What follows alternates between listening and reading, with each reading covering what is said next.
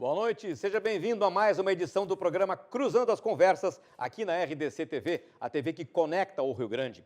E começa para valer a batalha em que o governo do estado vai tentar fazer valer seus projetos para poder realmente enfrentar a crise do estado, começando por mexer na máquina, na estrutura do poder público, né? A gente tem ações que já foram encaminhadas pelo atual governador, pelo governador Eduardo Leite. A mais recente delas, e aqui é o motivo principal dessa nossa discussão, a PEC, né, que é o pedido de emenda constitucional, projeto de emenda constitucional, que vai ser discutido no âmbito da Assembleia Legislativa, uma PEC que solicita que seja retirada da Constituição Estadual a exigência de que se faça um plebiscito para que o governo do estado possa privatizar, vender, seja lá qual é o nome que vai se dar, as estatais. No caso, né, a iniciativa é para que o governo tente vender estatais como a CRM, a CE Distribuidora e a Sulgás, a exemplo do que já havia tentado, sem sucesso, o ex-governador José Ivo Sartori. Para, então, levar adiante essa discussão, para a gente poder sentir como está o ambiente legislativo, como vai se dar a temperatura que já começa a se elevar pelas posições que já estão sendo manifestadas, nós recebemos hoje, aqui no Cruzando as Conversas, o deputado estadual pelo Partido Novo, Fábio Osterman, a deputada estadual pelo PT, o Partido dos Trabalhadores, Sofia Cavedon, o deputado estadual do PSDB, Matheus Vesp, e o deputado estadual do MDB, Tiago Simon. A sua participação, como a gente sempre insiste, ela é fundamental. Nós queremos que você mande a sua opinião, mande a sua argumentação, enfim, as suas ideias sobre esse tema que vamos debater, porque você também vai debater à medida em que você encaminha para nós o seu olhar e a gente reproduz aqui ao vivo, colocando inclusive para os nossos convidados. E como é que você faz isso? Você pode fazer de duas maneiras, pelo facebook.com RDCTV Digital ou então pelo WhatsApp, por esse númerozinho que você vê aí na sua tela, que é o 99-815-9990. Então não esqueça, hein? Pegue o seu smartphone, seu computador, participe, porque a sua participação é sempre muito importante. Eu vou abrir os trabalhos, então, direcionando para o deputado Tiago Simon. Deputado, como é que o senhor imagina que vai ser o território, diante de tantas dificuldades que o governo tem, o partido como integra aí a base de apoio do governo, para levar adiante essa questão tão polêmica que no governo anterior ela acabou não tendo curso dentro da Assembleia e agora uma nova tentativa. Como é que o senhor está sentindo esse cenário? Ricardo, um prazer enorme estar aqui contigo, todos os colegas deputados. Eu vejo inicialmente, numa análise prévia, claro que a partir da tramitação a gente vai sentir um pouco melhor o território, não é, do parlamento, na nova legislatura, mas a impressão que eu tenho é que existe um ambiente mais receptivo, mais compreensivo, tá? Me parece que o governador, primeiramente, vem na esteira de um conjunto de reformas importantes que já vinham sendo implementadas, como a reforma da Previdência, a Lei de Responsabilidade Fiscal, e nessa esteira, me parece que a própria sociedade ratificou nas eleições, esse é um aspecto importante, né? Os dois candidatos que foram ao segundo turno, eles, de maneira muito explícita, apresentaram uma plataforma eleitoral que expunham de maneira muito clara o seu projeto de levar a questão da emenda à Constituição e propor a questão das privatizações. Então, assim, é um projeto que tem o aval da sociedade gaúcha. E mais, me parece que há, dentro do parlamento também, um ambiente de convergência, de maturidade. Nós vivemos um quadro de calamidade financeira em vários estados. Eu recebi agora pela tarde um gráfico demonstrativo de várias unidades da federação, com mais de 60%, 70% das despesas com o pessoal. Então, assim, o quadro de calamidade financeira não é do Rio Grande do Sul, não é mais só do Rio de Janeiro, não é só de Minas Gerais, é um quadro crônico. E me parece que o governador ele tem tido uma consciência da importância de construir esse processo a partir do diálogo, tá? Ou seja, me parece que não há uma intenção de passar uma patrola na Assembleia, porque o parlamento é o lugar do diálogo, é o lugar do debate, é lá que se encontra a representação do povo gaúcho, tá? Então, por todos esses aspectos, não é? E principalmente pela premência de uma reforma que comece a realmente mudar a estrutura do Estado do Rio Grande do Sul. É nesse sentido que ele já está trabalhando a questão da mudança dos planos de carreira, a questão da renegociação da dívida, do regime de recuperação fiscal. São vários aspectos, não é, importantes E essa PEC vem nesse intuito. Então, me parece que o ambiente na Assembleia, nessa legislatura, ele não deve ser tão contencioso como foi alguns anos atrás. Agora, essa situação que o senhor coloca, dessa tentativa do governo de já construir um ambiente de diálogo, a gente já teve sinais eloquentes, ainda mesmo antes do governador assumir, quando houve toda aquela negociação para poder discutir a questão da alíquota do ICMS, né, em que houve lá um entendimento geral entre os partidos para que a coisa ficasse mais ou menos de comum acordo. Agora, eu quero dirigir a continuidade da questão, então, à deputada Cavedon, uma das mais combativas da oposição. Esse ambiente que a senhora acompanhou toda a discussão anterior também, né? Mas agora é para valer. Agora o território é lá no plenário, as discussões começam efetivamente agora, a partir dos argumentos do governador, da sua base, enfim, mas a discussão começa para valer agora. Esse ambiente que o deputado Tiago colocou, a senhora tem a mesma leitura? Olha, o governador Eduardo Leite, ele é um cara mais gentil, mais simpático, atencioso, dedicado ao diálogo, mas, contraditoriamente, a sua primeira medida é de redução desse diálogo. Vem pedir à Assembleia Legislativa, e cumprimento Fábio, cumprimento Matheus, cumprimento Tiago e a Tina Azeredo e aos nossos telespectadores, dizendo o seguinte: pede a nós, deputadas e deputados, que suprimamos a participação popular na decisão tão importante, se desfazer ou não de empresas públicas. Empresas públicas, né? Então, tem um diálogo, mas é um diálogo até ali, né? E deixa muito claro o governador que ele não entende que o Estado do Rio Grande do Sul, que a população do Estado tem condições de tomar decisão sobre algo que ele chama de muito complexo.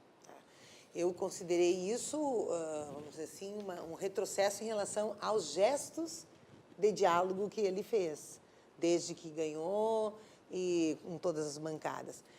Por que retrocesso? Porque a gente sabe dos limites da democracia representativa, temos uma leitura do que é o desgaste dos parlamentos nos últimos períodos, da política, Tem, obviamente, uma marginalização da política, mas tem um desgaste muito grande da representatividade.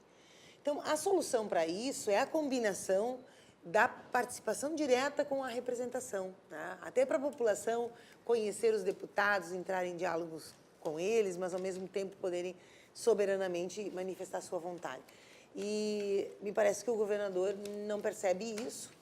Na minha opinião, desrespeita o povo gaúcho quando diz que o povo não tem condições. A gente entende que o plebiscito, olha, votamos contra, inclusive a nossa bancada votou contra, quando o governador Sartori queria fazer ao final do ano, achávamos que era casuístico, que não dava tempo para fazer um debate largo, com transparência, com todos os pontos de vista, porque, óbvio, não vai fazer um plebiscito de uma hora para outra. Esse tema, ele tem muitos pontos de vista, né? A gente vai ouvir aqui na mesa, vamos dizer, mas a CE é cheia de dívida e é deficitária, e nós vamos ouvir que ela mesmo assim, ela é superavitária e tem que abrir muito esses dois campos, né? Então, eu falo disso e falo da tradição dos gaúchos, né? E aí, por que eu falo disso? Tenho falado na tribuna também. Porque nós, da Assembleia, nós temos que dialogar com a história do povo gaúcho. Este bravo povo aqui fez uma guerra dos farrapos e chegaram aos farrapos para enfrentando o império, né? Discutindo impostos, enfim, soberania. Daqui o movimento da legalidade manteve João Goulart na presidência da República, que nós celebramos como uma brava, né, modelo a toda a terra, como dizemos, e já experimentamos de diferentes partidos, né, participação direta, consulta popular, feita por partidos que não eram do PT, enquanto no governo, as pessoas votando na priorização, depois no orçamento participativo, época do Olívio, assim, de grandes assembleias presenciais, o Rio Grande respondeu com muita presença e criou, tenho dito isso, criou uma universidade estadual do Rio Grande do Sul, que levou, claro, priorizada nas assembleias diretamente, a Assembleia Legislativa depois burilou. Tá? E votou o projeto, e formatou, e concedeu o orçamento. Esta combinação é a mais virtuosa, na minha opinião, principalmente em tempos de crise, onde medidas que, aparentemente duras, terão que ser tomadas. Então, eu não gosto disso, eu não gosto e acho que isso tira um pouco desta áurea do diálogo, que o governador propõe e que continua fazendo. Deputado Tem que se Fábio, reconhecer. qual é a sua leitura sobre isso? É um entendimento também de que, na verdade, o governador está contrariando o que disse antes? Ou é uma necessidade premente pela urgência da crise e de fazer alguma coisa? Bom, primeiramente, muito boa noite aos nossos espectadores, boa noite à Boa tia noite, Zeredo, bem-vindo. aos colegas deputados aí, que a gente tem debatido tanto já logo na primeira semana, especialmente eu e a Sofia. Verdade. E tem sido debates bastante produtivos, porque nos possibilitam contrastar visões. Eu acho que vem em boa hora essa proposta de retirada da necessidade de plebiscito da Constituição, porque, em primeiro lugar, essa cláusula jamais deveria ter sido emendada à Constituição. Ou foi durante o governo Olívio Dutra, acho que foi um equívoco da Assembleia Legislativa à época ter aprovado essa PEC, e acho que hoje a gente está prestes a corrigir esse equívoco histórico que criou, não se pensou, por exemplo, em criar uma proposta, um requisito de se ter plebiscito para criar empresas públicas, que é algo extremamente, que deve ser muito pensado, que é algo grave, algo que impacta o orçamento e cria novos gastos e gera um peso para as futuras gerações, mas se criou como uma estratégia defensiva para manter uma situação que afeta e prejudica milhões de gaúchos, Brasil afora, estado afora, especificamente o caso da CE, que controla hoje cerca de 35% do mercado de energia elétrica do nosso estado. Acho que é um equívoco grave que foi feito lá atrás e hoje a gente vai ter a possibilidade de reverter isso e espero que o quanto antes o governador busque pautar junto à Assembleia projetos de lei buscando a privatização dessas empresas. Porque o que se estar votando agora não é a privatização dessas empresas, é a retirada dessa exigência que é uma exigência absurda, de se realizar um plebiscito para se decidir se vai se vender, privatizar, alienar, extinguir uma empresa estatal. Eu acho que isso é absurdo. Eu acredito na democracia direta, acho que a Constituição de 88 consagrou alguns mecanismos de democracia direta, fazendo do Brasil uma espécie de democracia semidireta, mas a gente não pode cair na leviandade de achar que tudo deve ser submetido a plebiscito. Senão, enfim, tu vai ter que abandonar teu emprego, o câmera vai ter que abandonar seu emprego, o cidadão em casa vai ter que abandonar seu emprego para ficar se dedicando só a acompanhar o dia a dia da política. E a cada dia votar um plebiscito sobre uma questão diferente. Eu acho que a gente tem que ter uma visão mais prudente e cautelosa em relação aos rumos e às limitações do processo democrático. Porque quando a gente resolve transformar tudo em democracia, a gente acaba chegando numa situação como, por exemplo, a da União Soviética, em que havia todo o poder aos sovietes. Todo o poder, tudo era decidido pelos comitês revolucionários que decidiam a cor da minha camisa, a cor das tuas calças, que tipo de produto ia para a região tal. Eu acho que não é por aí. A gente vive no Brasil em uma democracia representativa, não é por acaso. Se propuseram alguns comitês aqui no Brasil. Exatamente, né? Durante o governo do PT, Mas agora, o governo como é que a federal gente se pode, propôs. até já dirigindo também a colocação para o deputado Matheus, está estabelecido, então, que é preciso fazer a consulta à população, nesse caso específico, né? Então, está se tentando tirar isso. Como lidar com isso de maneira a convencer a população de que não é uma medida que a deixa à margem do processo? Como fazer com que isso pareça realmente, efetivamente importante para que se dê um rumo melhor para o Estado, sem que pareça uma coisa autoritária, digamos assim? Bem, boa noite, Azeredo, boa noite aos demais deputados, aqueles que nos acompanham pelos canais de comunicação. Uma alegria participar do programa. E já respondendo a sua pergunta e corroborando aquilo que os deputados disseram, eu acredito que, de certa forma, nós temos que cuidar para não sobrepor as soberanias políticas que nós temos. Claro, a Constituição de 88 estabeleceu alguns mecanismos de democracia direta, mas a nossa democracia, em sua essência, é uma democracia representativa, que pressupõe a delegação da confiança popular para pessoas que vão deter, até mesmo com os subsídios que o povo custeia, para que façam uma análise mais detalhada desses problemas. Isso não é desmerecer a capacidade do povo de analisar certos temas. Nós apenas estamos dizendo que a decisão política se tornou, e isso não é algo recente, faz mais ou menos, fazem uns 5 ou 6 séculos que isso já vem acontecendo, cada vez mais complexa e precisa que esses assuntos sejam analisados segundo critérios técnicos.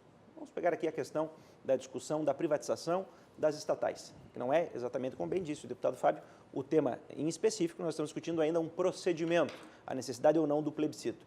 Nós sabemos que o que está em jogo aqui é uma questão de racionalidade da gestão dos recursos públicos. Então, é uma questão técnica. Consequentemente, sendo uma questão técnica, a necessidade de colocarmos, não apenas essa, mas tantas questões técnicas, sob um critério puramente plebiscitário, pode colocar em risco até mesmo a viabilidade técnica de uma proposta. Vou fazer aqui uma analogia com uma outra questão que talvez aqueles que nos acompanham possam compreender de forma mais fácil. Imaginemos que determinada pessoa está com alguma doença e, consequentemente, é levada a uma instituição hospitalar e o médico, que é um técnico, ao conversar com os familiares, opina: olha, nessa questão nós temos dois caminhos, uma decisão técnica ou uma decisão plebiscitária. Será que colocaríamos essa decisão, que é técnica, sob um critério plebiscitário dos familiares? Creio que não, porque, por exemplo, é pouco provável que os familiares tivessem a competência técnica para decidir sobre essa temática. E vejam, quando eu falo que essa questão é técnica, eu não estou excluindo a participação política desse processo, até porque a decisão popular já foi tomada no processo eleitoral, como bem disse o deputado Tiago Simon. Mas os candidatos que chegaram ao segundo turno foram candidatos que propuseram exatamente essas pautas.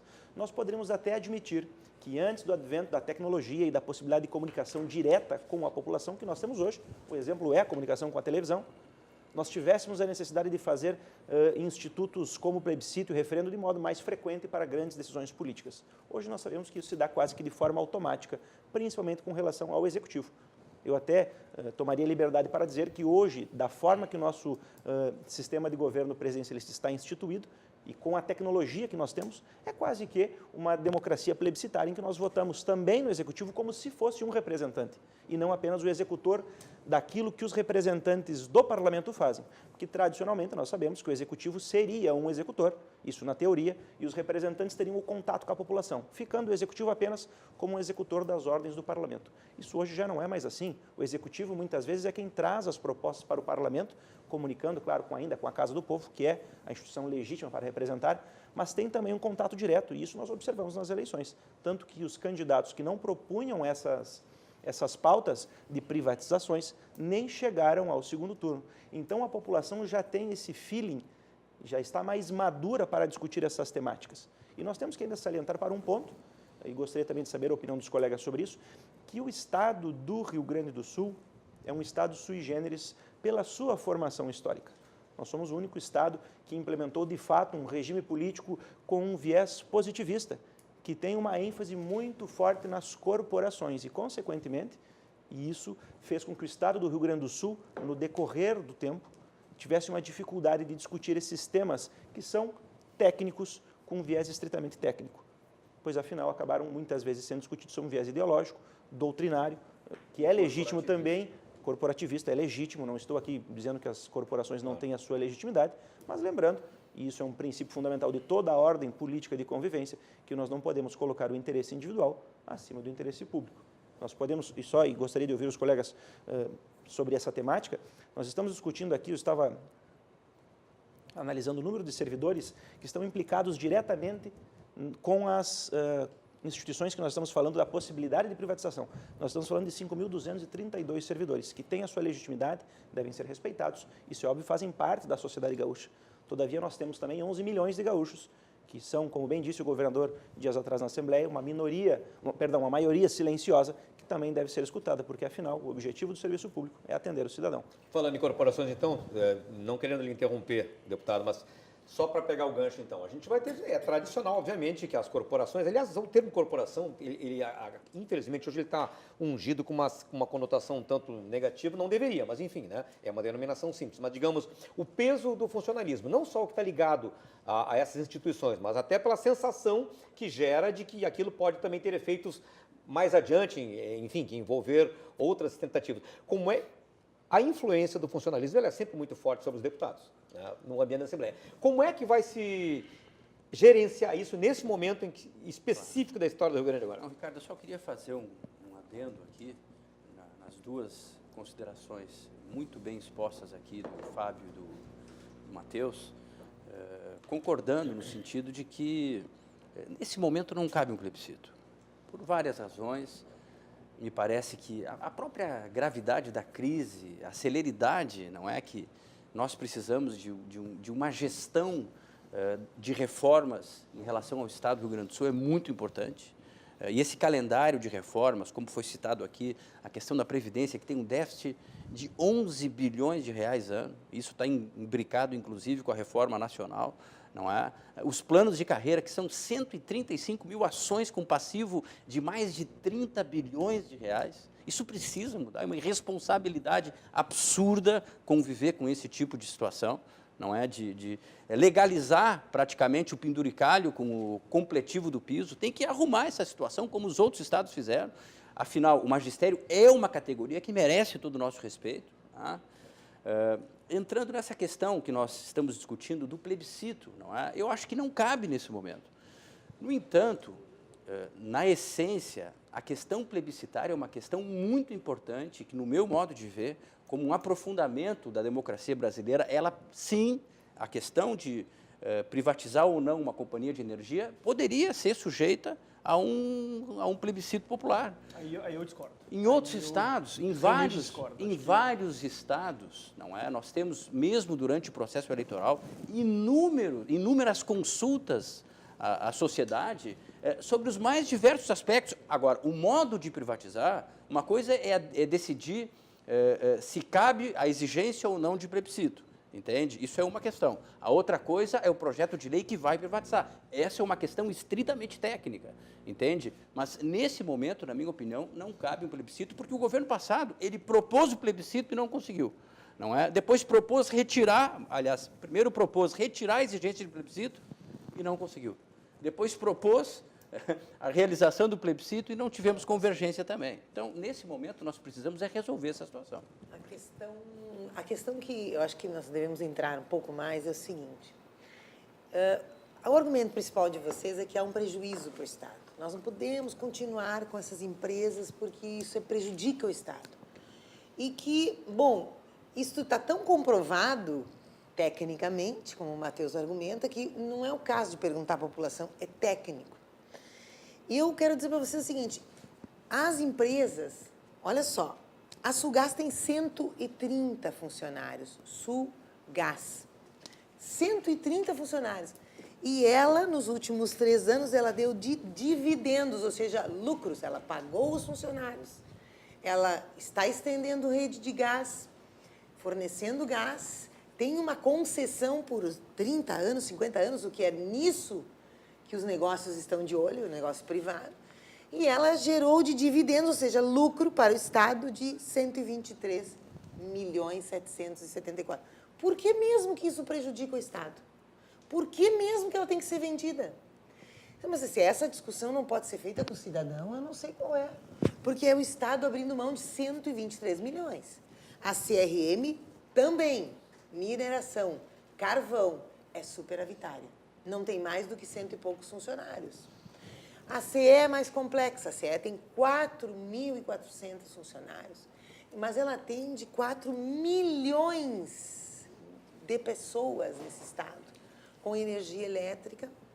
Ela tem uma previsão de que vai ser vendida por 3 milhões e pouco, essa é a primeira fala, e só numa conta que ela já ganhou ação do governo federal, ela tem a receber 10 milhões de encontro de contas. 10 milhões? 10 bilhões, desculpe. Obrigada, Fábio.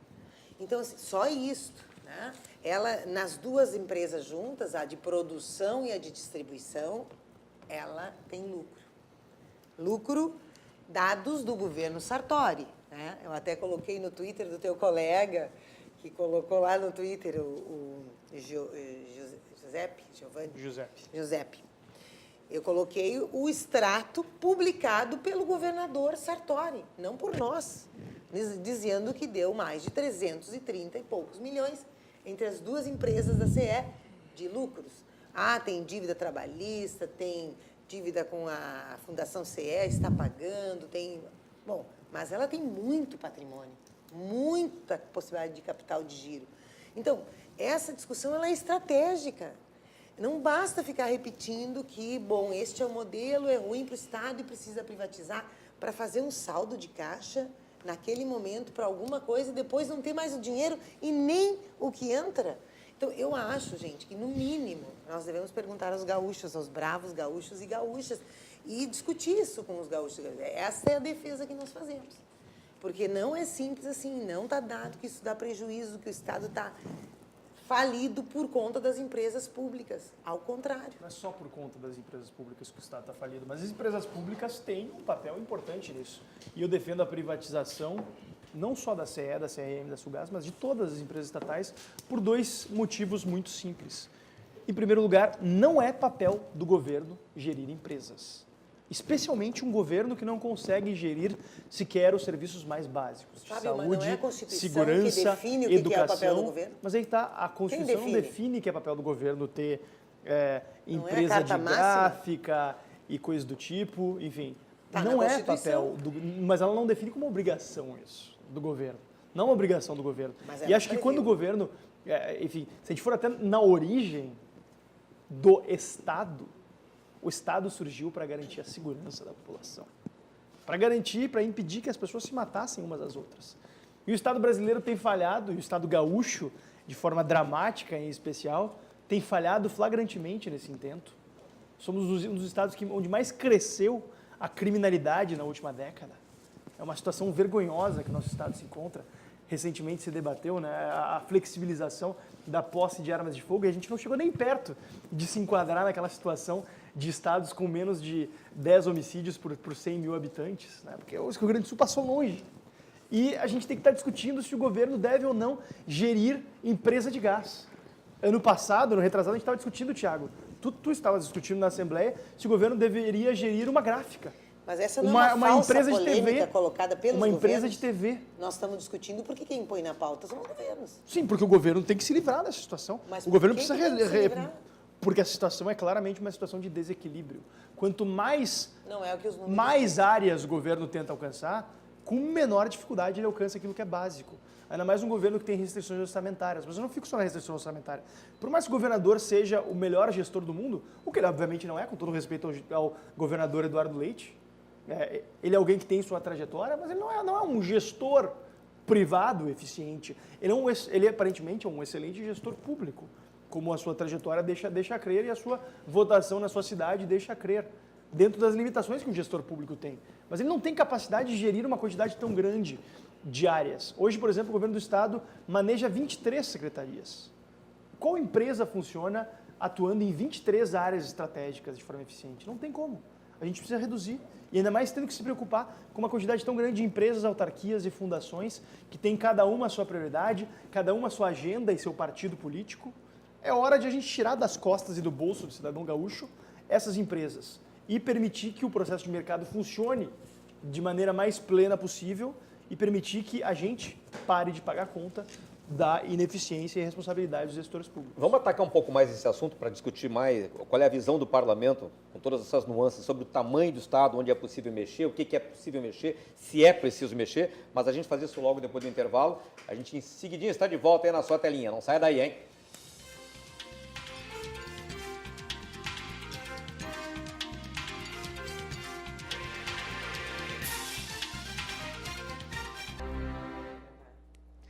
Cruzando as Conversas está de volta. Essa noite estamos debatendo o cenário de negociações entre a Assembleia Legislativa e o governo do Estado, diante das medidas que o governo do Estado quer levar adiante para poder fazer o que pretende em termos de reorganização do Estado, de enfrentamento da crise. Estão conosco essa noite o deputado estadual do Novo, Fábio Osterman, a deputada estadual do PT, Sofia Cavedon, o deputado do PSDB, Matheus Wesp, e o deputado estadual pelo Movimento Democrático Brasileiro, MDB, Thiago Simão, aliás, deputado Matheus Wesp, desculpa a pronúncia aqui.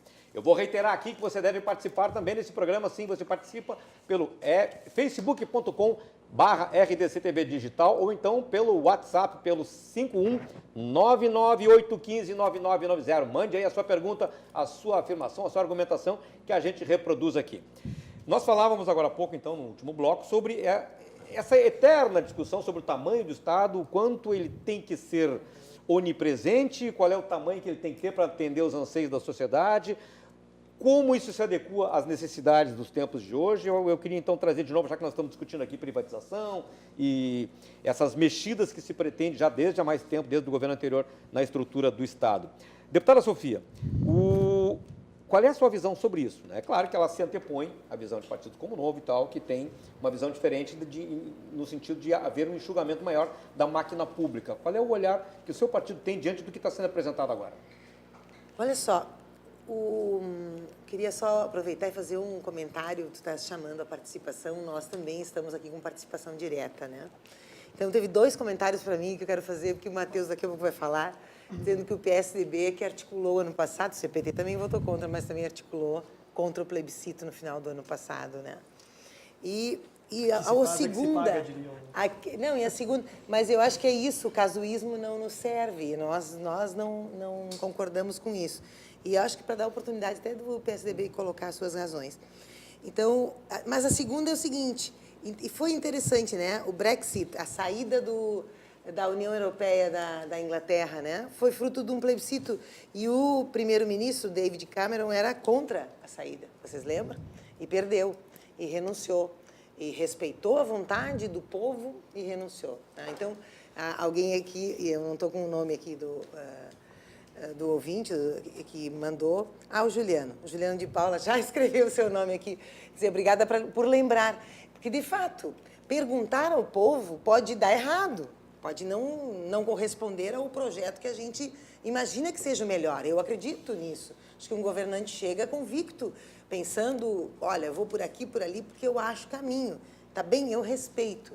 Eu só acho que no diálogo a gente tem um risco de não realizar o seu projeto, porém, eu sempre acredito que o embate, o debate, no quente é que a gente acha soluções novas. Né? A coisa morna, a coisa como está, ela não vai achar solução para um problema que está ali, que está se arrastando. Então, às vezes, a população, chamando a população junto, e junto com a população tem engenheiros, tem técnicos, tem sociedade civil, ela vem, ela cria o novo. Ela cria o novo. Eu acredito muito nisso. E sobre o papel do Estado e o tamanho do Estado. Olha só, eu concordo, o Estado, Fábio, é para garantir segurança, o Estado é para garantir a convivência, o contrato social, né? Mas, ou seja, é um contrato, nós elegemos representantes, estabelecemos as regras e vamos fazer essas regras valer, por isso que tem, inclusive, a repressão, que tem que estar na mão do Estado, por isso que tem o orçamento, que tem que estar na mão do Estado, para cuidar do quê? Da regra que todos combinaram, de maneira que todos sejam tratados iguais e, fundamentalmente, se provenha, né, a população que não consegue acessar de bens fundamentais à vida. Então, num país profundamente desigual como o nosso, tem uma população que não chegou à sua moradia, que mora empilhada em favelas, que mora mal, que mora de aluguel, que tem muita gente que não chegou numa água potável, numa energia elétrica regular, que não chegou numa escola e que não tem saúde. E, então, o Estado, ele precisa gerir a riqueza pública, na minha opinião, não quero dar palestra que tu te queixava hoje, em prol desta capacidade de todo mundo ter vida, né?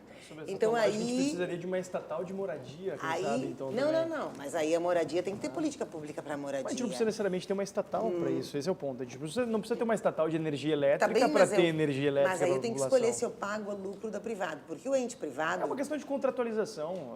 Não, mas o lucro está dentro. E é uma questão de regulação. A iniciativa privada... É uma questão de regulação.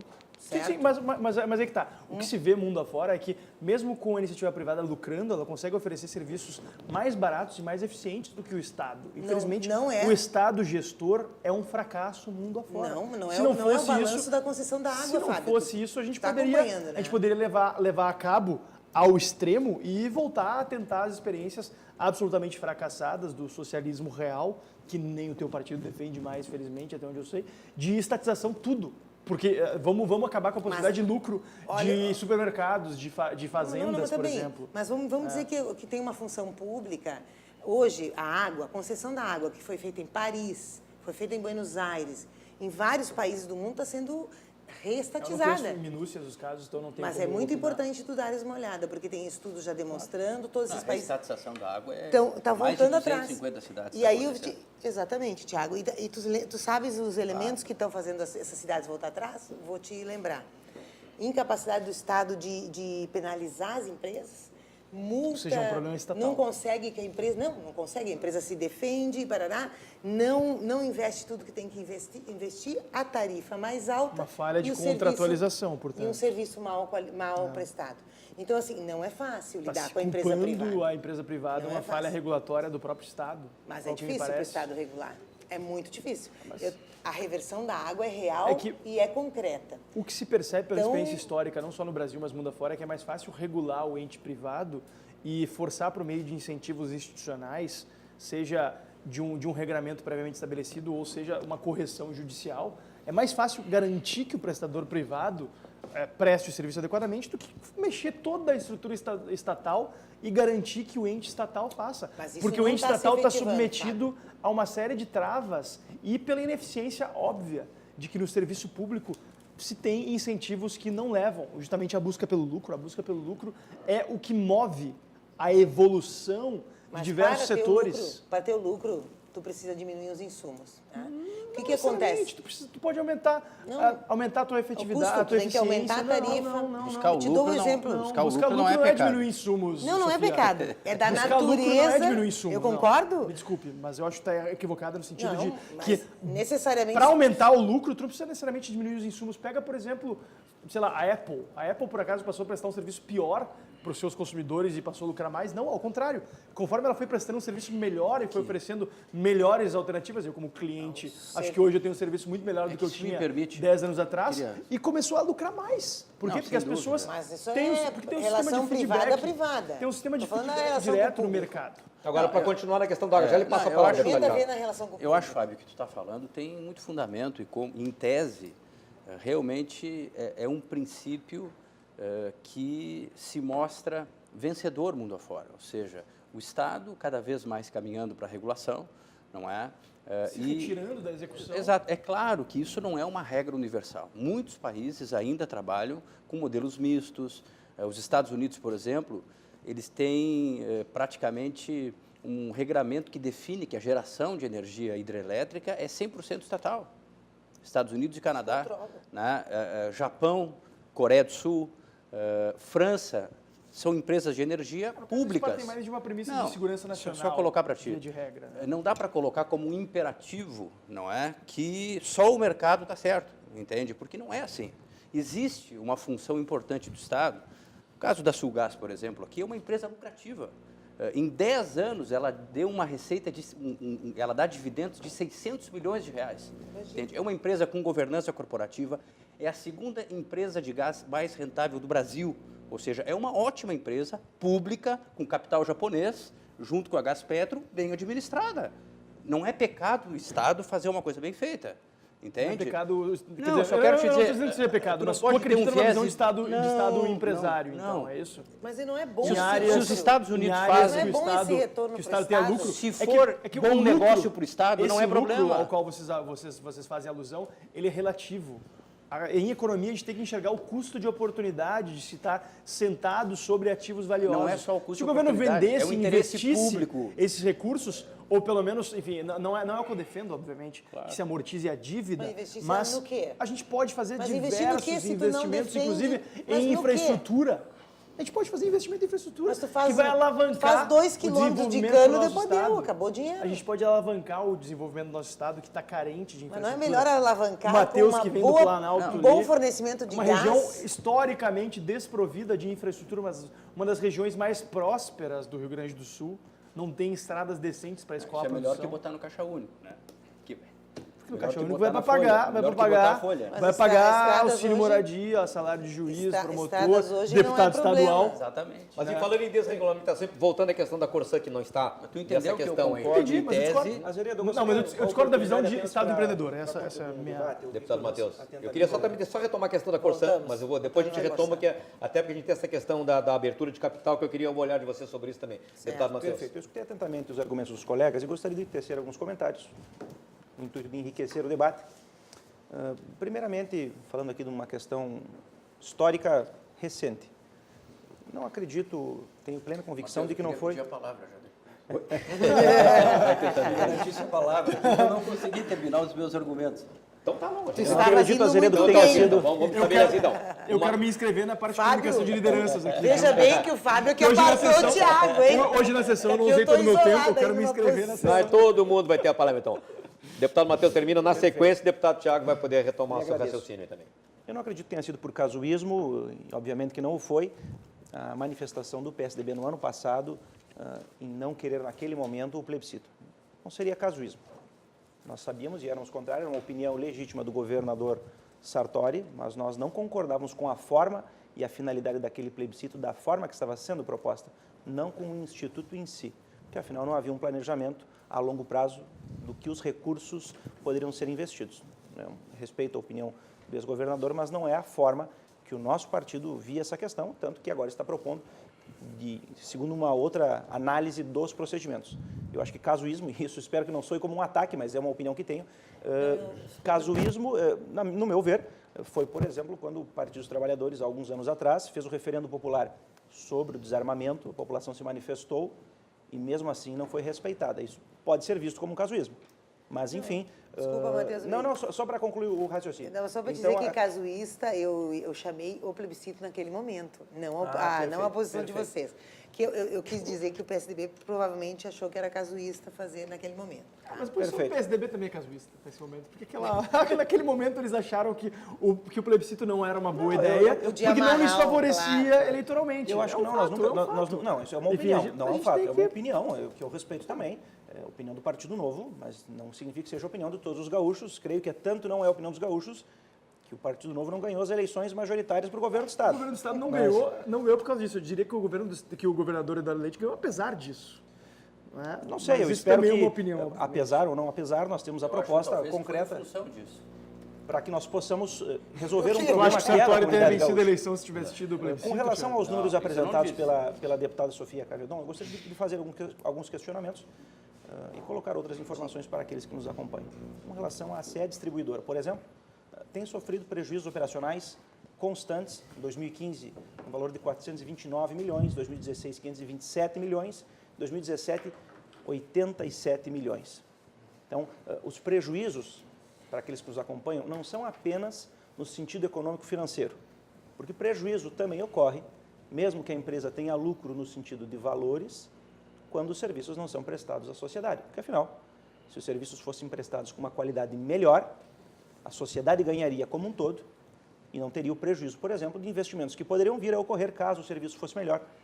E, no caso, não é porque o serviço é de péssima... O custo de oportunidade ao qual eu fazia menção. Exato. Vamos citar um exemplo. Que a gente abre mão para ter isso. A questão, por exemplo, se fala muito do valor das empresas com a venda e o que seria lucrado. Ora, se nós tivéssemos um investimento privado maciço, só o que nós arrecadaríamos com o ICMS seria talvez até maior do que aquilo que nós teremos com a venda. Então, nós temos que proporcionar a possibilidade de que empresas comecem a atuar mais nesse cenário. As empresas estatais estão atuando num setor que é de alta competitividade e as empresas públicas não conseguem reinvestir aquilo que é necessário para competir em pé de igualdade com as empresas privadas. Vamos pegar aqui de novo o caso da SE. A SE corre o risco, exatamente por não cumprir os requisitos formais da concessão, os requisitos da ANEEL, e, consequentemente, pode perder a concessão. Matheus, tu falasse já ganhou a concessão por... Sabe que Goiás privatizou a empresa recentemente. Sim, mas pode perder a concessão, deputado. Deu incentivo fiscal até 2045. A ANEEL estabelece, Azeredo, certos requisitos formais para que a concessão continue valendo ao longo do tempo. Se a empresa que detém essa concessão não consegue cumprir esses requisitos, corre o risco de perder a concessão. É o caso da CE. Ora, até 2020 o que tem valor na CE não são, obviamente, os veículos que estão em nome da empresa, ou os fios, ou as cadeiras, ou as mesas, o patrimônio mais comum que é a concessão.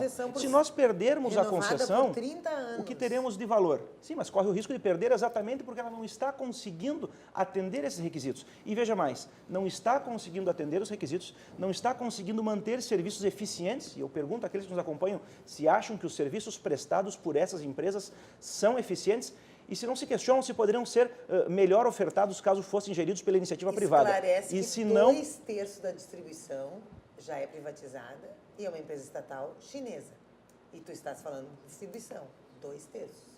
A gente sabe que a SE distribuidora tem incorrido, deputado, em Esclarece diversos prejuízos. Sim, estou esclarecendo, inclusive, citando aqui os prejuízos de 2017, no valor de 87 milhões. Então, a SE consegue ter um combo de ineficiência, né? Ela é deficitária, ela presta um serviço ruim, é uma das piores empresas de energia elétrica do Brasil. Ela deve R$1 bilhão de reais de ICMS. A CEGT, muito embora tenha para o Estado que ela tem lucros. Mas veja, eu falei, creio que a senhora acompanhou o raciocínio quando eu disse, o prejuízo não é somente na questão daquilo que ela ganha em valores. e sim naquilo que ela oferta em serviços para a sociedade. Mesmo a CE, Mas aí GT, eu te pergunto, que é a gestão... a RGE é mais que criticada que a CE. Deputado, deixa eu apenas concluir E ela é o raciocínio. privatizada. Uma mania, talvez, de advogado, Não, de aguardar desculpa, vai lá. os procedimentos formais, mas eu sei que no debate talvez eu tenha até, como é meu primeiro, que desrespeitar um pouco o encaminhamento Não, formal. mas eu também... Mas a questão é que, quando nós falamos na necessidade de reinvestimento, as empresas estatais não conseguem competir em pé de igualdade com as empresas que atuam no setor privado. Vou citar o exemplo da Sulgás. Ela necessitará, nos próximos anos, de investimentos no valor de 1,8 bilhões de reais para se tornar competitiva. O Estado não tem esses recursos para reinvestir. Então, nós teremos que abrir esse capital para discutir segundo as regras do mercado, ou essas empresas não terão condições de sobreviver, serão sucateadas ao longo do tempo. Falando aqui em termos futebolísticos, é como um time que não tem condições de manter a folha que os grandes clubes mantêm, porque afinal a gente sabe que o futebol tem seus custos, não conseguirá competir em pé de igualdade, porque ao longo do tempo essa separação vai aumentando.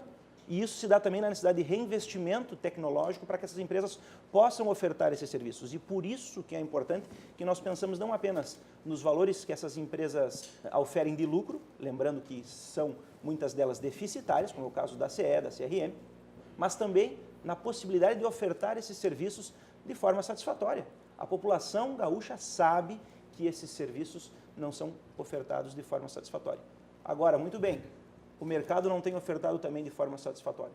Vamos melhorar, principalmente a regulação dos contratos, a concessão por meio de PPPs. Nós temos diversas outras alternativas para melhorar também os serviços prestados pela iniciativa privada. Agora, não é argumento, somente pelo fato que algumas empresas, talvez até privadas, não ofertem o melhor dos mundos, de que isso sirva de argumento para defender aquilo que também não está sendo feito de modo adequado. Antes de devolver a palavra para o deputado Tiago, eu queria só ler aqui, vou dar um pouco a palavra aos telespectadores, estão ligando, que também eles mandam mensagem, eles querem se ouvir no ar, vou dizer aqui. Né? O Rodrigues pergunta o seguinte: eu gostaria de discordar do componente da mesa no Disqual, quando diz que o Estado não deve gerir empresas como as que estão em pauta. Não concordo que diga que o governador não tem condições de gerir o Estado como está, pois se não desse lucro, as empresas particulares não as quereriam.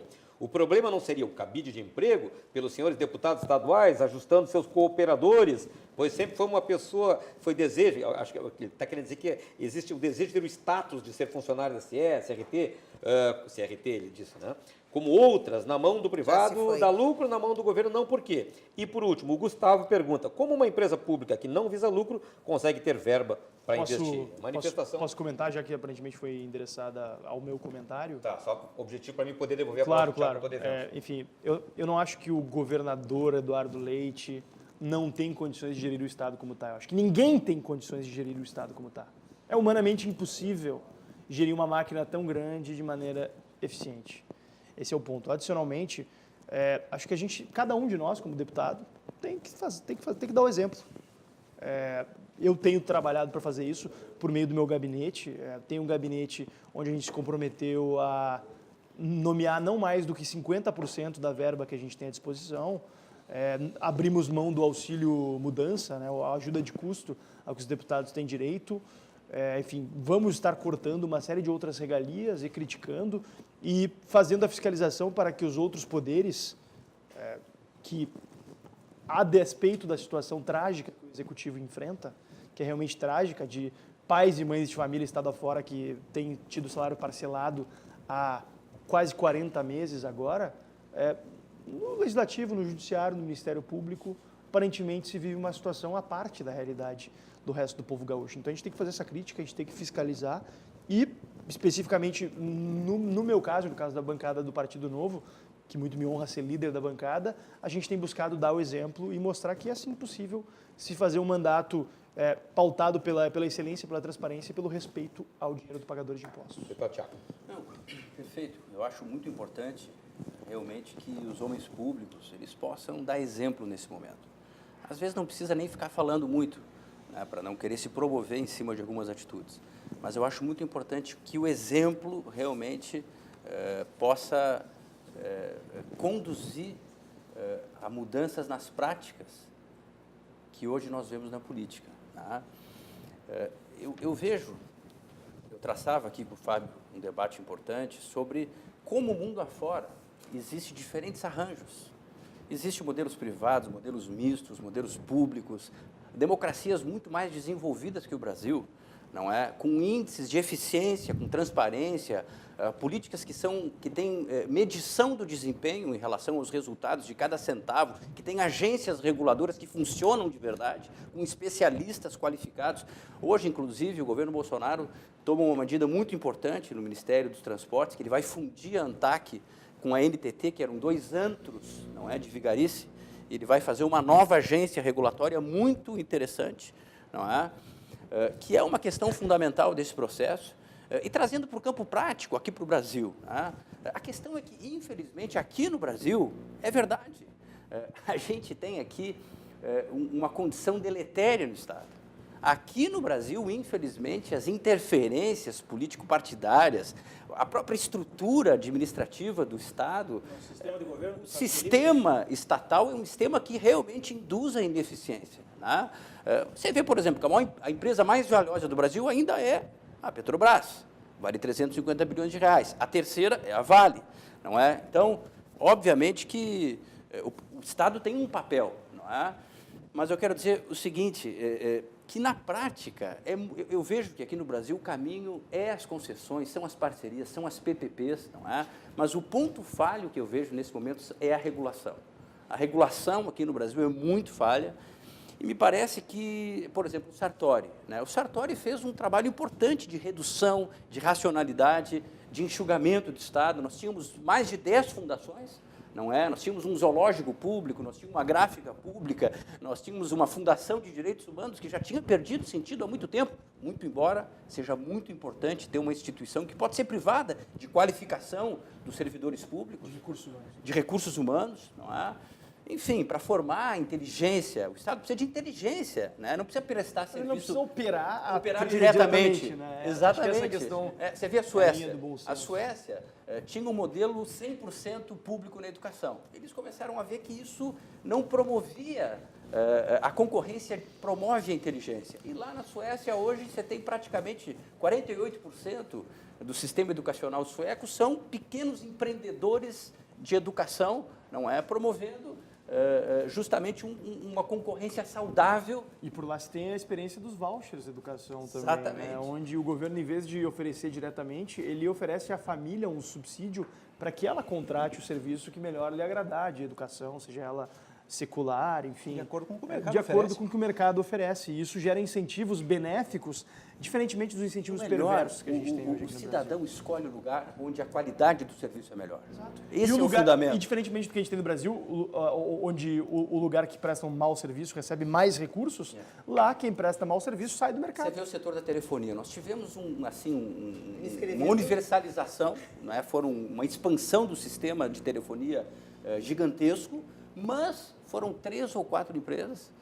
que durante um tempo nós tivemos o minuto mais caro da telefonia, um serviço de péssima qualidade, tivemos empresas mal reguladas, a Anatel totalmente cooptada e deixaram um prejuízo de 105 bilhões de reais, 5 vezes maior que o da Petrobras, não é? Ou seja, nem sempre passar para o privado é um bom negócio. Tem que ter, o Estado tem um papel. Não, mas depende da regulação também. Que é né? regular. A gente não pode partir de um paradigma Que de bom que o regulação, Thiago- como, por exemplo, a regulação de telecomunicações há uma do insuficiência Brasil, hoje no que é uma setor regulação de absolutamente agências- falha e capturada. Exatamente. Uma regulação Mas aí absolutamente que tá, capturada gente. pelas grandes empresas telefônicas. A gente precisa Mas ter uma vamos abertura no combinar o setor. seguinte. Exatamente. Nos Estados Unidos, por exemplo, a gente se tem empresas telefônicas qual é de o- internet sabe qual é a regionais falta? em profusão. Mas a Faltam proposta- especialistas Thiago, na a área de proposta energia, concede- nessas agências que possam efetivamente ter inteligência, não Mas é não para é só fazer... assim, gente. Tu não pode botar um grupinho pequeno fiscalizando. coisas.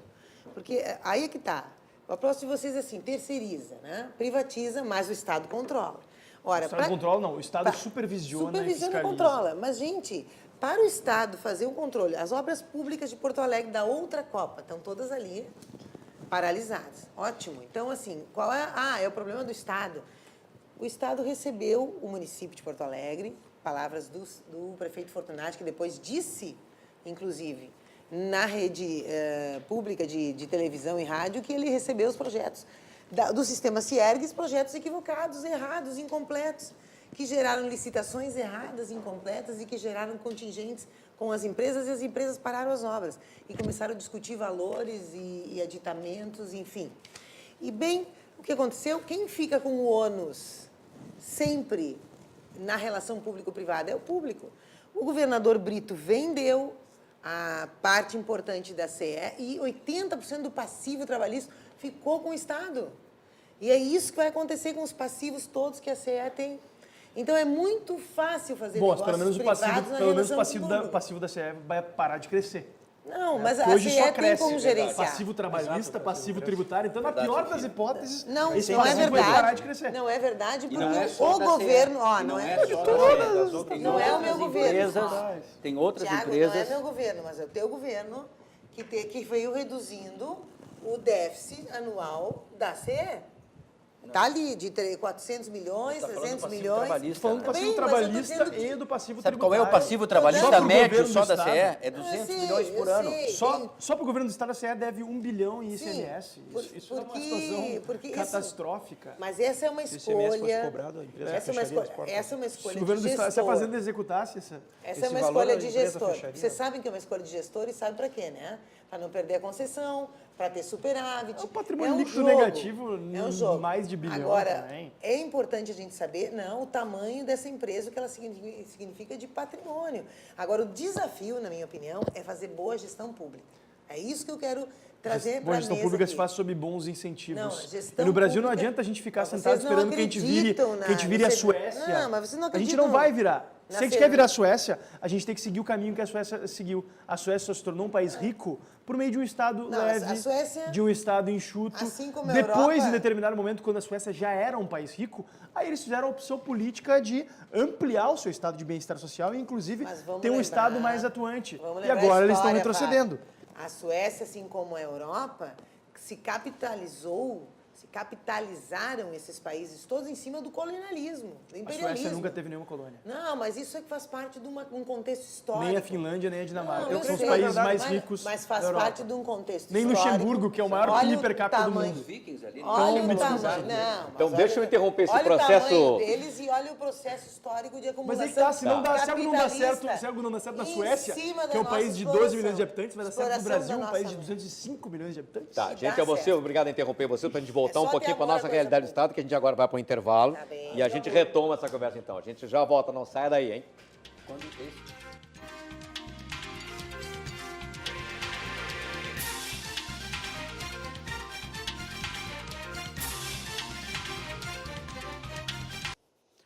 Cruzando as Conversas está de volta agora para o nosso último bloco, levando adiante essa conversa sempre polêmica, sempre de alta temperatura, que trata da mexida na estrutura do Estado, passando pelas sempre discutíveis privatizações. A capacidade de gerenciar empresas públicas, ela deve ser prioritária para o Estado, ela deve ser aberta para a iniciativa privada, deve ser inteiramente largada na mão da iniciativa privada, ou o Estado não pode abrir mão disso em função da importância estratégica, da maneira como tem que atender aos anseios da sociedade.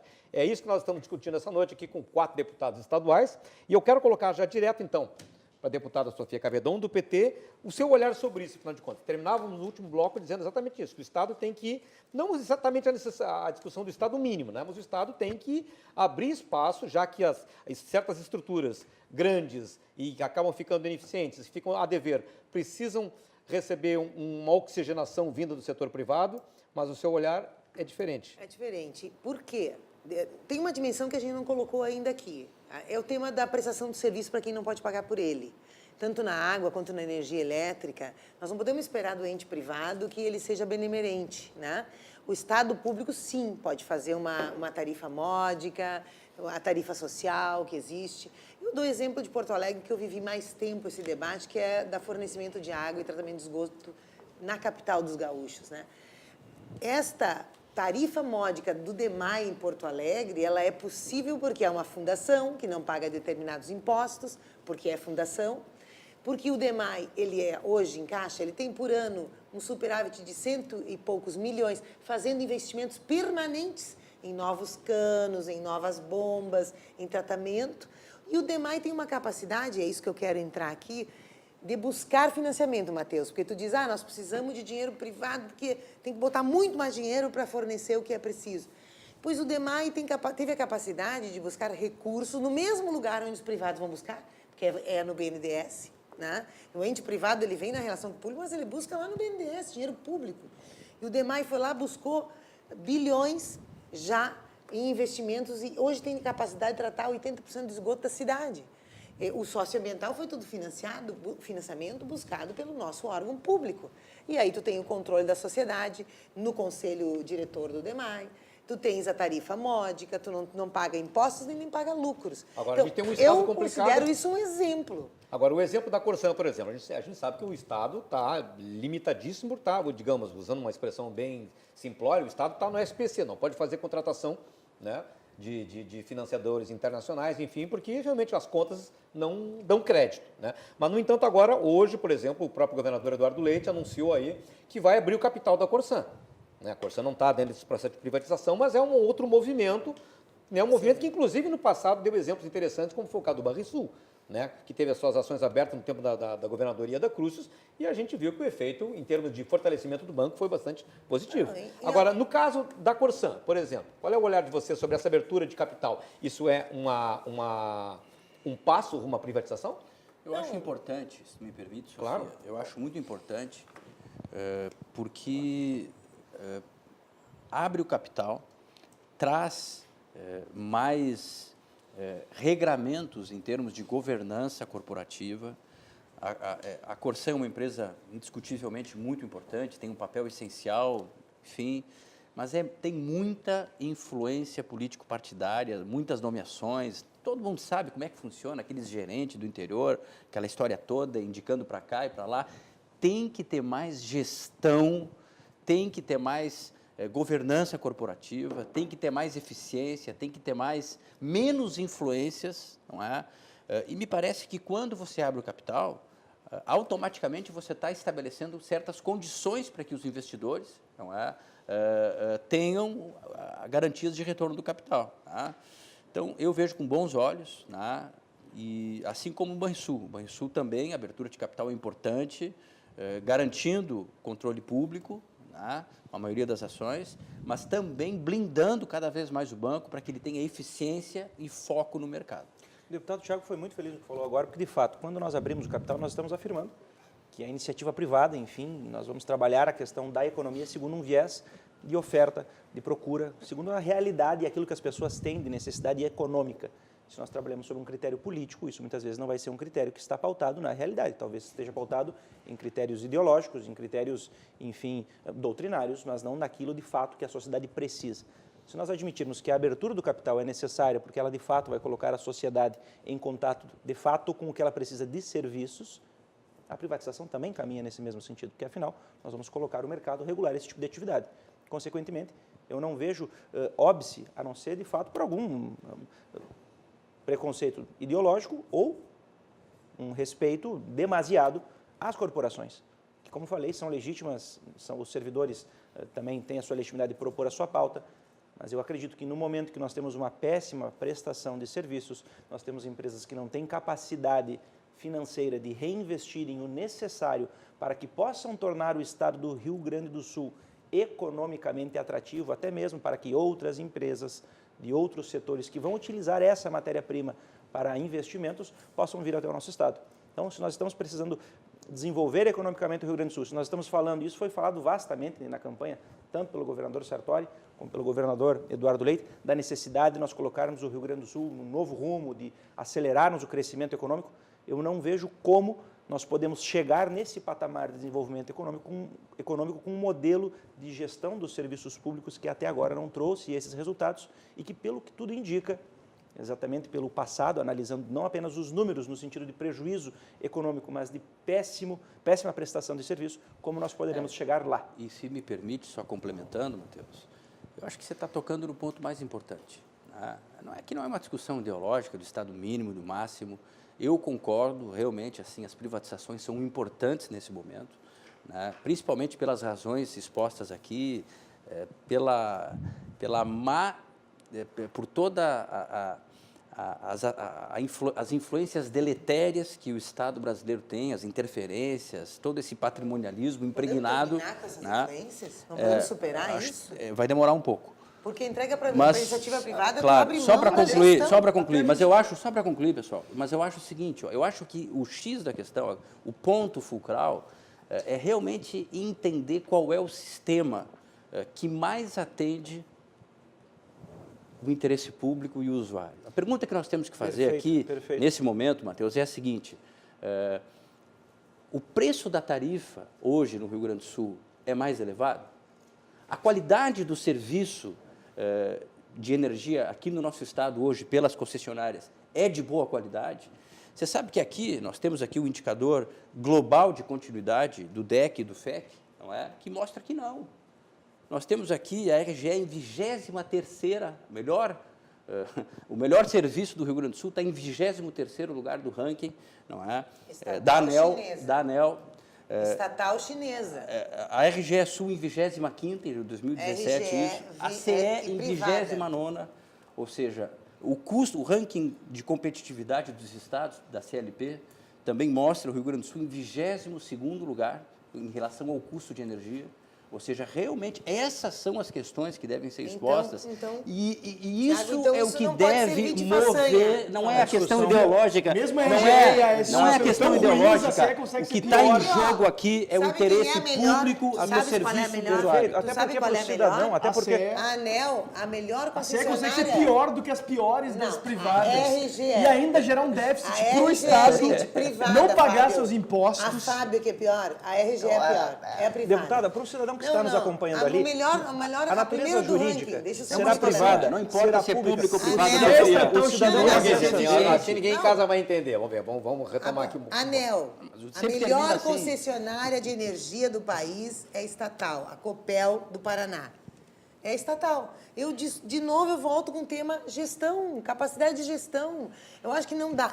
Para que serve o Sabe cidadão qual votar? peculiaridade o Paraná tem também, né? Deixa eu te perguntar. Nunca elegeu um governo do PT. Deixa eu te perguntar.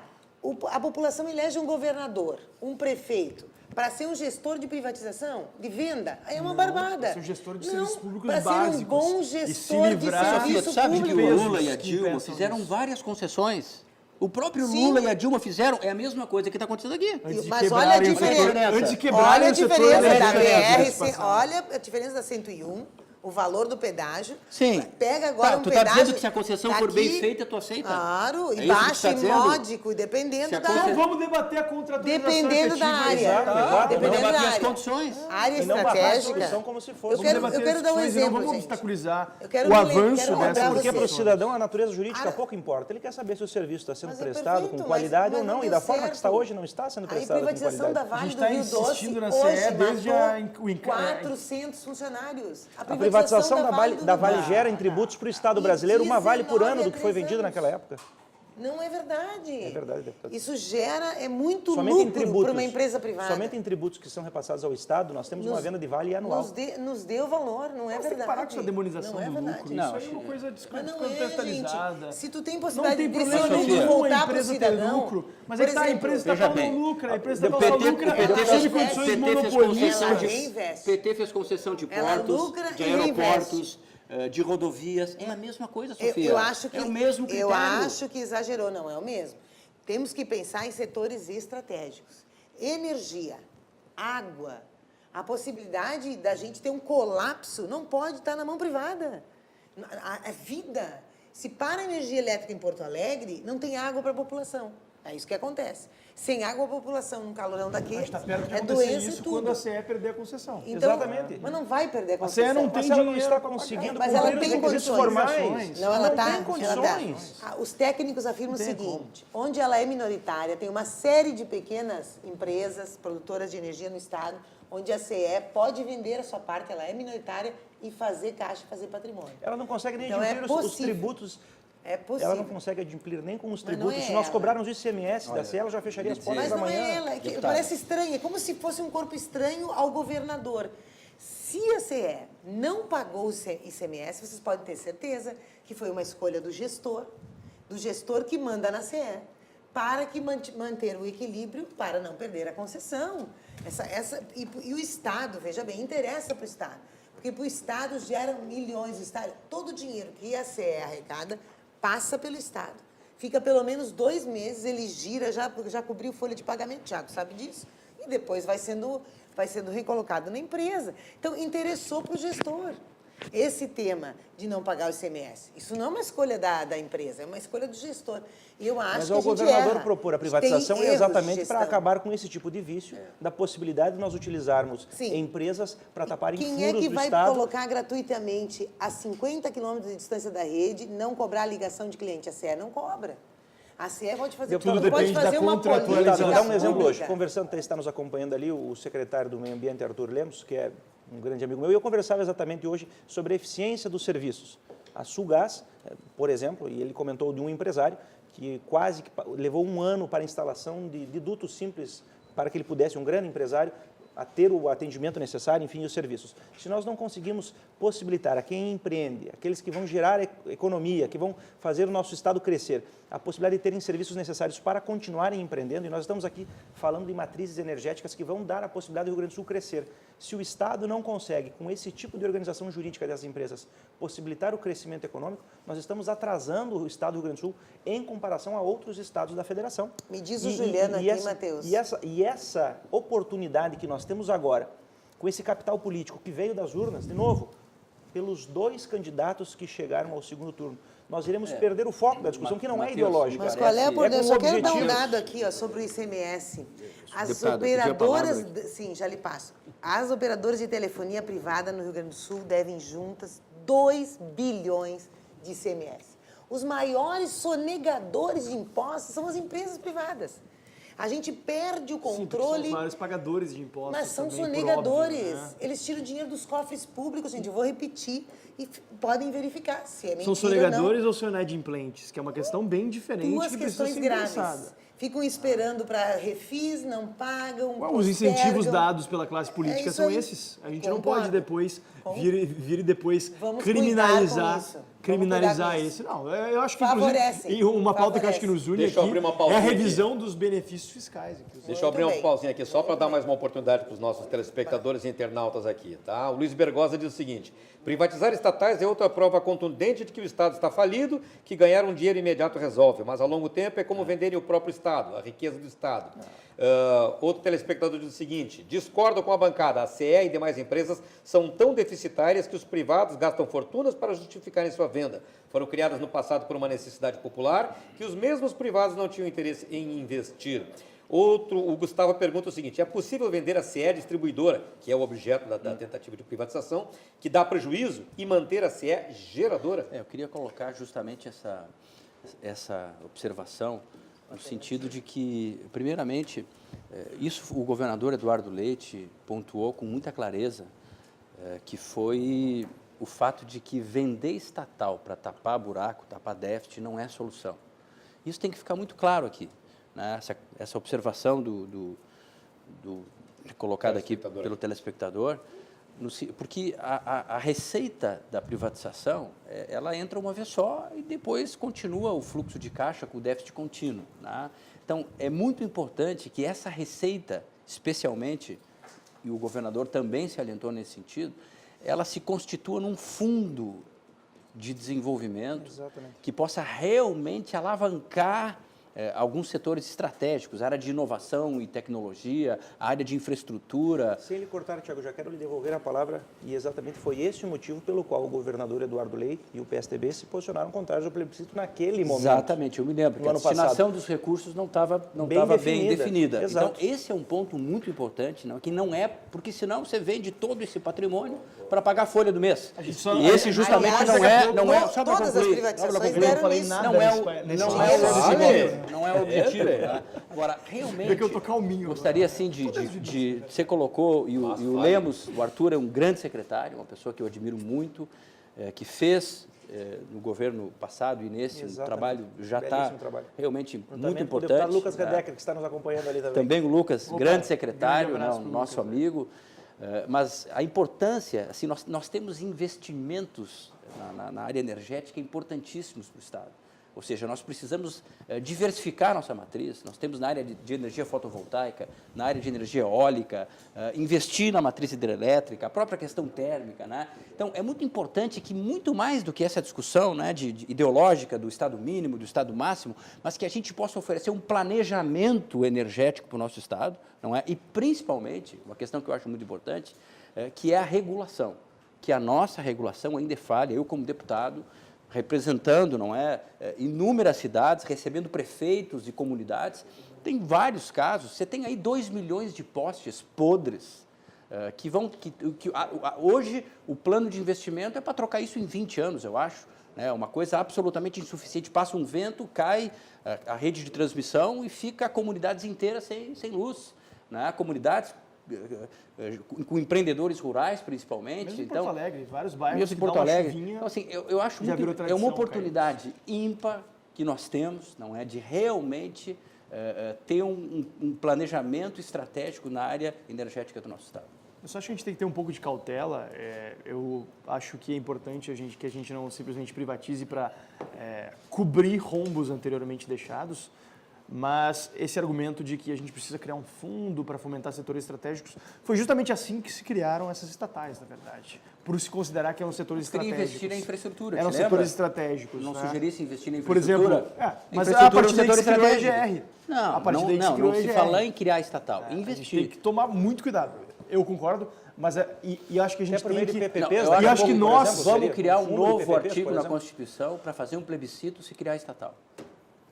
Esse vai aí ficar eu bom. acharia interessante por Aí uma vai questão de ficar bom. coerência. Por uma questão de coerência, eu Se não tem- apoiaria. Olha Vamos só. fazer. Mas o deputado Marcel Van Zelensky. Hatten, quando deputado Vamos estadual, fazer. propôs uma proposta nesse Não, sentido. mas então tu tem que... Mas eu acho justamente uma boa. justamente para contra-argumentar, Nós né? criamos a UERGS Então, se a vocês partir são da decisão da favoráveis... população, eu acho então, bom. vocês vão- isso aí Nisso já aí nós discutimos votamos. sobre isso. Não foi decisão da população. Nessa medida nós Não votamos. houve plebiscito nós- para a nessa criação nós da votamos. UERGS. Aí se Não encontrou houve o velho plebiscito. novo, se encontraram. Nós Não houve concordamos plebiscito para a criação da com o UERGS. plebiscito para criar a empresa.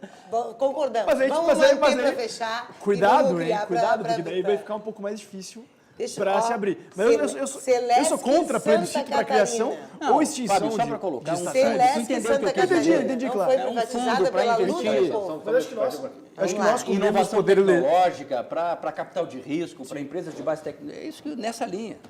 com prudência, cautela e ponderação, são temas que a gente tem que aprofundar um pouco melhor. Mas acho que nós Fábio como já tá membros do considerando poder tirar legislativo, gás da esse é o nosso privatização. processo de membros do mediação. Poder Legislativo, Gostou nós do temos o lucro pro dever Estado. de cobrar do governador que ele também, ele não se limite simplesmente a privatizar, mas que ele também se comprometa com cortar na própria carne, com encarar os desafios que aí estão postos, de encarar grupos de pressão estabelecidos que se beneficiam do processo político, né, que infelizmente ao longo da história do nosso Estado, poucos governantes e, sendo bem sinceros, poucos deputados estaduais estiveram dispostos a confrontar aqueles grupos que têm tempo para ficar indo nas galerias, fazer barulho e pressionar e muitas vezes buscar coagir o voto dos deputados. E acho que a gente tem diante de nós um dever histórico importantíssimo e apelo aos colegas para que a gente tenha essa coragem, essa convicção, essa disposição para nesses 4 anos fazer valer o nosso mandato de fato e ajudar esse Estado a sair dessa situação lastimável. Fábio, mas O vamos... deputado Fábio falou pressão, muito ela sério. vai pra Mas tudo. vamos Apenas ali. Muita O que é coisa- legítima. Não, A pressão, muita a pressão coisa foi feita pacífica nesses 4 anos, por meio de viu? argumentos, Mas com sabe certeza. sabe qual é a Infelizmente, pressão? eu acho que demorou um pouco para se começar Sabe qual é a a fazer pressão durante que o nós governo temos que Sartori. fazer? Essa é a crítica que Eu eu faço. aproveito Quais até são Mas as não há a- que se negar a coragem que houve Fábio. de parte do governo Sartori, de parte Do legislativo. da base do governo. Infelizmente, houve algumas cisões ali em momentos cruciais, como por exemplo o PEC do 10º, enfim, outras medidas que não verdade. foram aprovadas, lamentavelmente, pela Assembleia Legislativa, mas acho que agora, nessa nova Foi legislatura, só a o gente tem a possibilidade duodécimo de e o fazer plebiscito diferente. que não foi. Não, gente, Todo o o que resto- nós temos que fazer pressão, o governador Sartori Incorporações. apresente alternativas do lado da Receita. Porque só está na despesa. Eduardo Leite. Eduardo Leite. Eu falei de Sartori, né? Mas é que o PMDB está no governo, que aliás eu acho isso uma fraude eleitoral. O Desculpa, deputado Thiago. Fábio né? falou muito bem agora, Disputarem, cortar estão na própria juntos, o carne. povo Eu gaúcho escutei aqui mudou quando pra mudança, estava votou pra chegando mudança. Como é que quando faz estava isso? chegando aqui Votou na no RDC Sartori, TV, Sofia? eu observei a comunicação. Não estou conseguindo compreender aqui. Tá? Anulei meu voto no Azeredo, segundo quando eu turno. cheguei aqui na RDC TV, eu acompanhei a informação do que o governador Eduardo Leite colocou à venda um dos helicópteros do governo. Informação, e isso é um exemplo daquilo que o deputado Fábio falava, de cortar na própria carne. Obviamente, não É um podemos... fiapinho, mas é simbólico. Mas é simbólico. É um ato simbólico e importante. o simbolismo Inclusive, é elogiei, exato, e o simbolismo elogiei é nas minhas importante. redes sociais Eu no dia do não governador. sei se o governo não tem que se deslocar rápido com essas estradas e esse aqui. Não sei Mais se um é motivo para a real. gente melhorar as estradas. Eu quero só retomar, agora eu esqueci o tema do Estado e do lado da Receita, porque assim, nós ouvimos esses 4 anos, desculpa aí, Thiago, mas é a cantinela, né? Está pesado, não tem como pagar, tem que cortar, tem que cortar, tem que cortar. Salário. Hoje eu expus na tribuna para vocês o que aconteceu com o salário dos professores. Quando nós saímos, faltava 30% de reajuste para chegar no piso nacional de salário. Olha que o piso foi aquele drama em cima do Tarso. Agora, sabe quanto precisa para chegar no mesmo piso que foi reajustado pela inflação? 100%. Então, o que aconteceu nesses 4 anos de perda real de capacidade de compra, de sobrevivência dos professores? Então, tu tem um desacúmulo enorme e o diapasão era esse, tem que enxugar, tem que enxugar, tem que enxugar. Olha os 800, 900 milhões que se deve para a saúde. Então, eu quero que o governador, que é jovem, que é cheio de energia, que diz que vai estar na cidade, qual é a solução? apresente alternativas de desenvolvimento. Não, mas quem tem que dar ele é o eleito. Não, eu sei, mas as soluções que ele está dando estão aí na mesa. O nosso candidato, não, mas essa de novo na linha do cortar. Porque não vem me dizer que tu vai desenvolver o Estado vendendo estatal. Tu vai resolver um pouquinho do rombo e deu. Então, assim, a gente não vai desenvolver o Estado mantendo as estatais. Essa é a diferença. Então, qual é o problema? Qual é o problema? Não, qual é o programa de desenvolvimento? Vender as estatais é um passo importantíssimo. Não é o que vai desenvolver o Estado. O que vai desenvolver o Estado é a gente tirar o peso que o Estado representa hoje nas costas do cidadão, do empresário. A gente fica expulsando empresas. Se nós colocarmos a gente tem o ICMS mais alto do Brasil. A GM está indo embora, não porque nós expulsamos, gente. A gente costuma achar que o Rio Grande do Sul é o centro do mundo. Na verdade, o Rio Grande do Sul está na pontinha do mundo. Do mundo, literalmente. Para nós, a gente está fora das grandes cadeias logísticas. Eu adoraria... No centro do Mercosul. Que é um bloco de países falidos, lamentavelmente. A gente está fora das cadeias logísticas. O que fizeram com a Argentina, cara? A nossa Argentina, que era a Europa aqui. Aí nesse território nós vamos longe. Foi a dolarização que quebrou a Argentina, a privatização quebrou a Argentina. Deixa eu fazer uma provocaçãozinha aqui no final, aqui, que é uma provocação de um telespectador, que é o Jorge Gobi, e diz o seguinte, aí dando uma alfinetada nos políticos de uma maneira geral. O problema dos políticos é a incoerência, diz ele. Aí remete ao PSDB. Ser contra o plebiscito numa ocasião, em outra, aliás, numa ocasião, em outra, ser a favor, é falta de convicção mesmo. Aí depois ele faz uma série de colocações aí muito agudas contra o governador, que eu não vou colocar aqui porque não é o objeto do programa e a gente acabaria levando para o outro lado. Mas enfim, né? Não é uma questão de poupar, é só para a gente poder aproveitar esse final de programa e não desviar o assunto aqui, né? Mas, enfim, nós estamos discutindo essa questão da privatização e tal. E eu gostaria de pedir nesse encerramento, eu sei que isso é muito complicado, né? Mas eu queria pedir uma colocação muito objetiva de cada um de vocês, tá? Sobre o passo fundamental que é preciso dar para que o Estado tenha saúde, com base na realidade atual. Começando por ti, Sofia. Bem objetivo. Saúde? Nossa, saúde como um todo, não a saúde só na a sanidade. Combater a sonegação. Gente, tem gente que paga imposto direitinho e tem gente que deve 400... As empresas privadas devem 400 milhões à Previdência. Essa sonegação é crime contra o povo gaúcho. Então vamos trabalhar nesse combate. Beleza. Deputado Fábio. Acho que um passo importante vai ser quando privatizarmos empresas, reduzindo assim o déficit que essas empresas causam e também acabando com o custo de oportunidade de tê-las em mãos governamentais, impedindo que investimentos mais efetivos e mais aprofundados sejam feitos em áreas tão importantes quanto estas, as áreas de energia, que poderiam estar tendo investimentos de multinacionais, sejam elas estatais chinesas, multinacionais holandesas, mas não sendo dinheiro do povo gaúcho, que deveria estar indo para a educação, para repor a remuneração dos professores, para pagar o salário do brigadiano, eu já me dou por satisfeito, pelo menos por enquanto. Então, acho que a gente tem diante de nós uma missão muito importante perante o povo gaúcho de fazer diferente do que vinha sendo feito nas décadas anteriores, para poder, quem sabe, ter um horizonte de prosperidade e liberdade. Deputado Matheus. Eu creio que o que nós devemos oportunizar ao cidadão gaúcho nesse momento é a possibilidade de colocarmos a iniciativa privada em contato, de fato, com as necessidades do povo gaúcho. Obviamente que o Estado tem a sua participação, como aquele agente político que pensa em nome do bem comum, mas nós devemos melhorar a nossa possibilidade de investimento econômico. As privatizações indicam esse caminho, não são o único, é claro. Nós temos também que pensar no principal problema hoje que causa o déficit no Estado. E aqui, quando eu falo problema, não estou atacando os servidores, quando falo das corporações, até porque sou filho de professora, aposentada, é claro, do Estado do Rio Grande do Sul. Mas nós sabemos que nós temos que melhorar os institutos jurídicos que regulamentam as carreiras dos servidores. Isso não é nenhuma crítica ao servidor pessoa física que trabalha sol a sol e que presta um belíssimo serviço pelo nosso trabalho, pelo nosso Estado, mas exatamente mudar os institutos jurídicos que regulamentam funções que hoje não correspondem à realidade da contribuição exatamente econômica de cada um, a necessidade de revermos algumas questões que, por exemplo, exatamente pela melhora das condições de vida, e aqui cito a questão da Previdência também, devem ser revistas, com um olhar bem técnico, sem preconceitos ideológicos, pensando, é claro, em melhorar a vida dos gaúchos. Fechando a rodada, deputado Thiago. Eu creio que, primeiramente, a importância de se ter um consenso em torno de uma agenda estratégica. Isso é muito importante na questão política, né? A liderança política do Estado, o governo, o parlamento, essas reformas são importantíssimas, né? que vão mudar a estrutura pública. O nosso Estado, infelizmente, hoje tem um problema de déficit, então reduzir a despesa pública é uma questão importante, a própria renegociação da dívida, algumas pautas federativas é muito importante que o Estado tenha protagonismo, né?